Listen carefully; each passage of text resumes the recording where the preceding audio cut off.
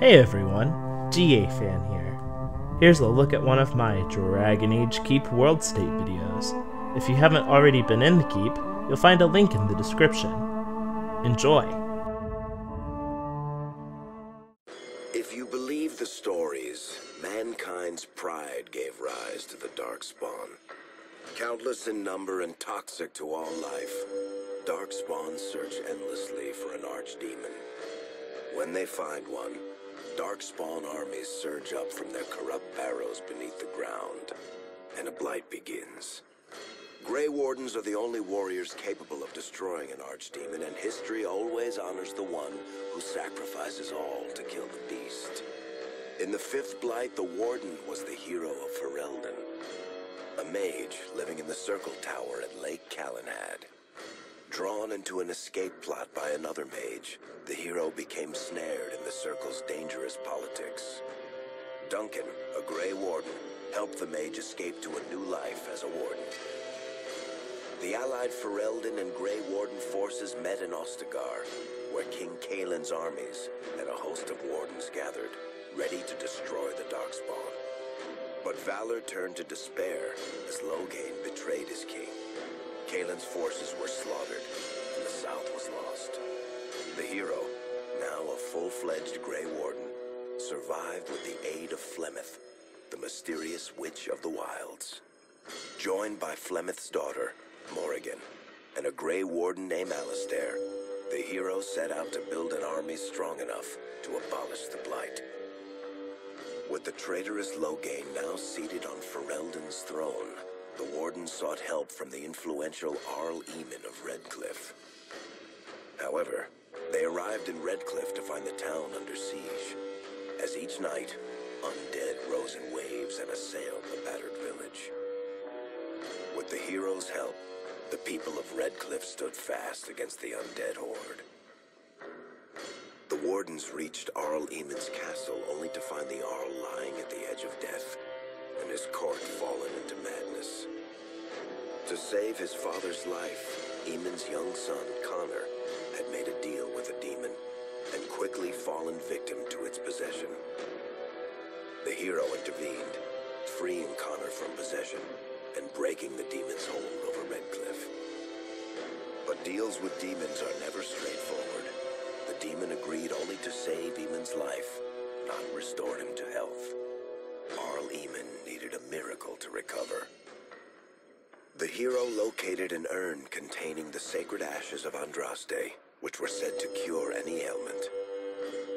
The urn was protected by ancient traps, tests of will, and a dragon-worshipping cult that wanted to twist the urn's power to its own ends.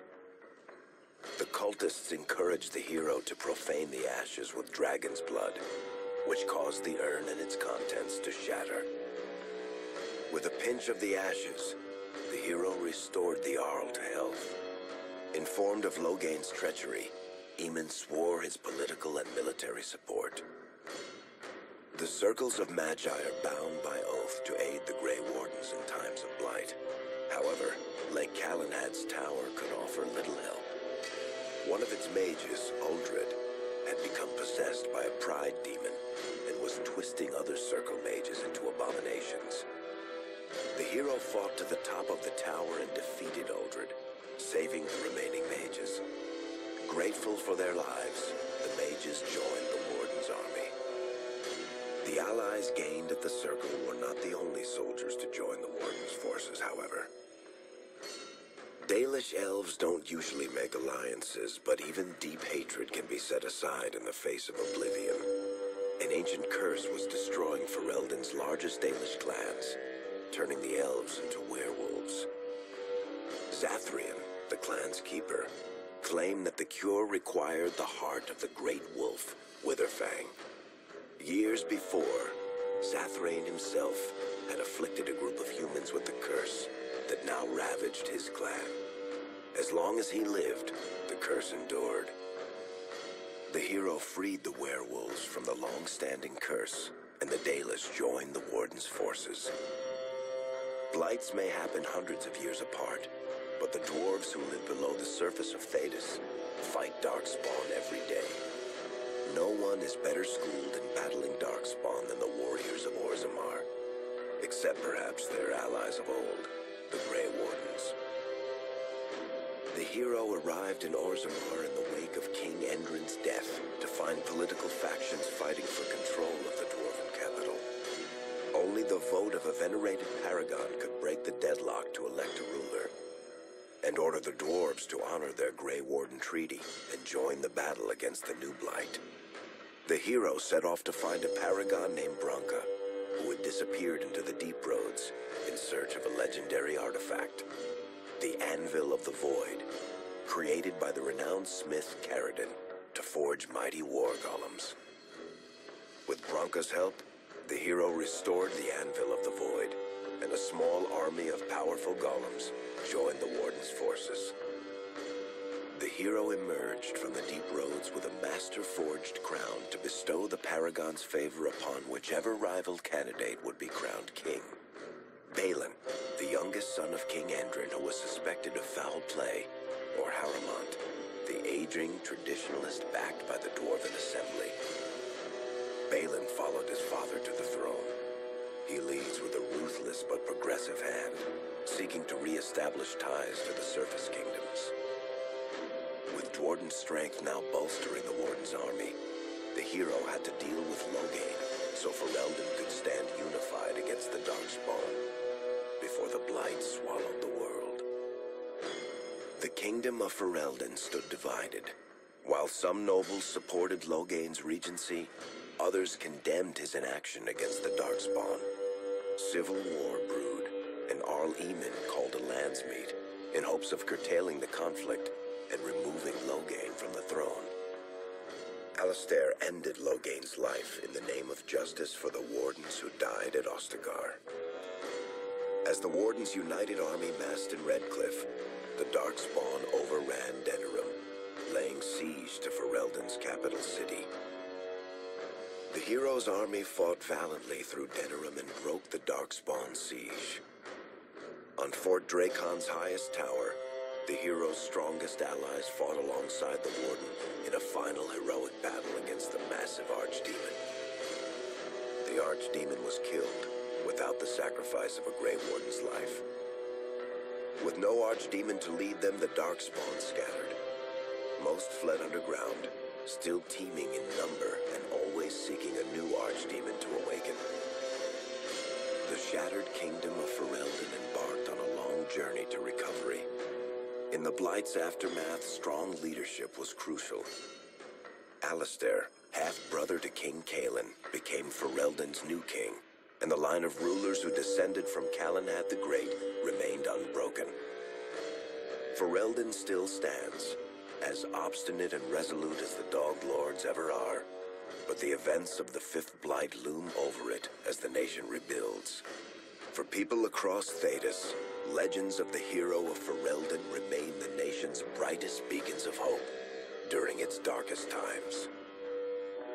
It all began in Kirkwall, the fall of Knight Commander Meredith, the Qunari uprising, and of course, the Chantry's destruction and the onset of Mage rebellion. One person always stood amidst the swirling chaos: Hawk, the champion of Kirkwall. The Hawk family fled Lothering, refugees from the Blight. Leandra, mother of the champion, and siblings Bethany and Carver, hoped to find refuge at her family's estate in Kirkwall, far to the north. While Hawk had no magical abilities, the champion was at the heart of events that ultimately led to the Mage Rebellion.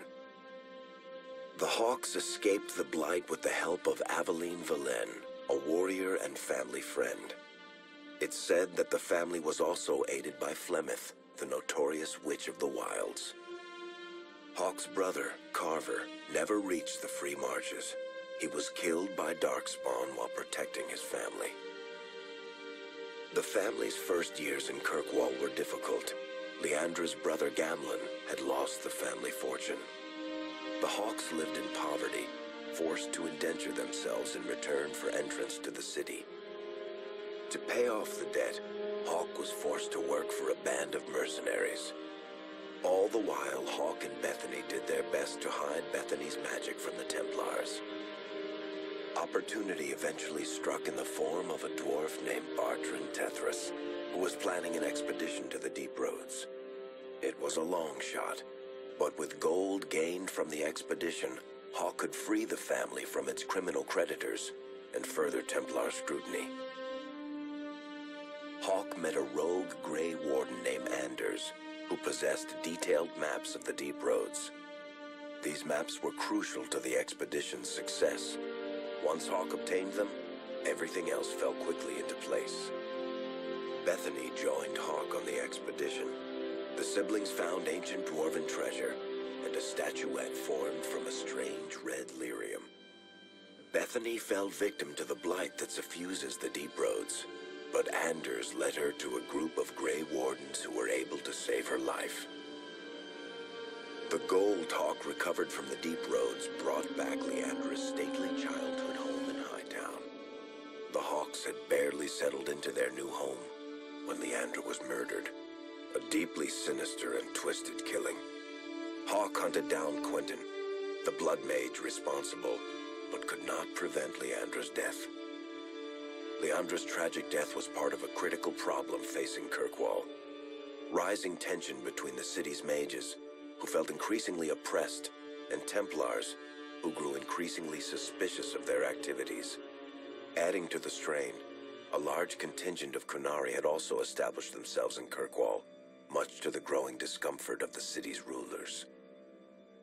After their dreadnought was shipwrecked many years before, a group of stranded Qunari were allowed to remain in a cordoned-off area in Lowtown.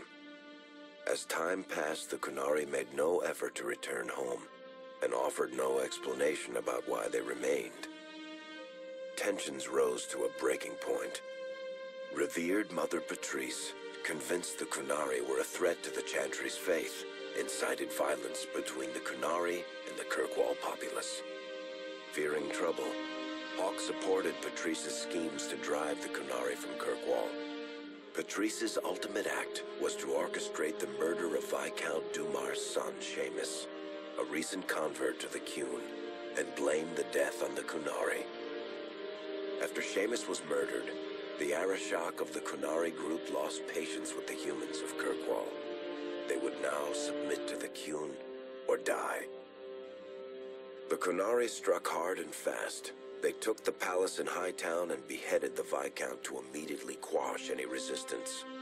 Aided by Knight Commander Meredith and First Enchanter Orsino, Hawk reached the palace and stood toe-to-toe with the fearsome Qunari leader.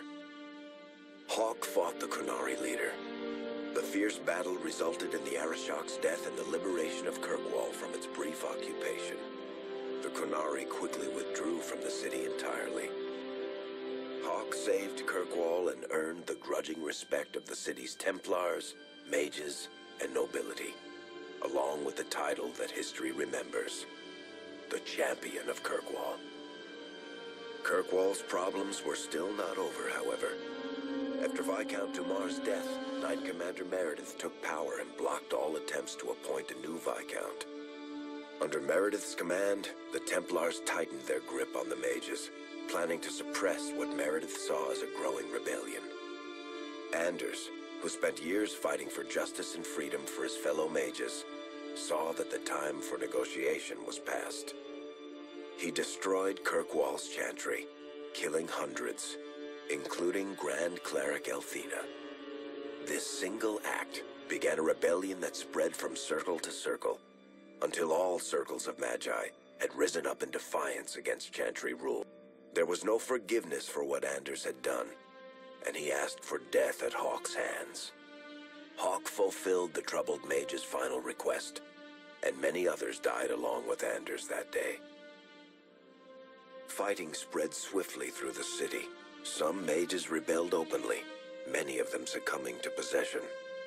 Templars turned their swords on mages who rebelled, and on those who did not. As First Enchanter Orsino refused to bend to the Templars, Knight Commander Meredith demanded that every mage in Kirkwall be put to the sword. The Templars found an ally in the champion, who fought alongside them to quash the rebellious mages. In the end, the Templars placed Hawk on the Viscount's throne, for a time at least. battle proved one thing. Knight Commander Meredith had gone mad. Hawk saw the truth of it when Meredith unsheathed her sword, and the red lyrium idol from the deep roads was embedded within it. The blade fueled her hatred and paranoia, as it had for months. After a horrific battle, the red lyrium of the Knight Commander's sword consumed her as she died. Meredith became a statue, her face a frozen mask of horror. Little is known of the champion since that final battle. However, Hawk's story lives on in legend and song. Memories of the indelible changes the champion of Kirkwall brought to the face of Thedas. What do you think of the Dragon Age Keep? What's your world state like? Tell me down in the comments.